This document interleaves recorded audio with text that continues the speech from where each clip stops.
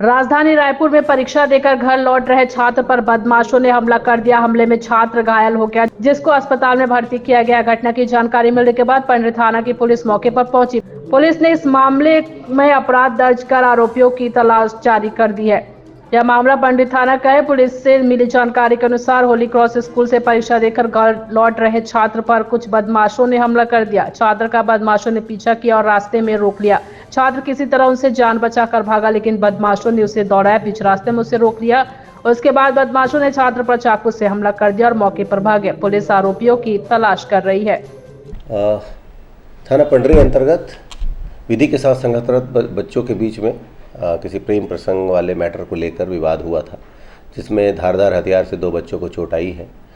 इसमें मुकदमा दर्ज किया जा रहा है और आरोपियों की पता तलाश की जा रही है।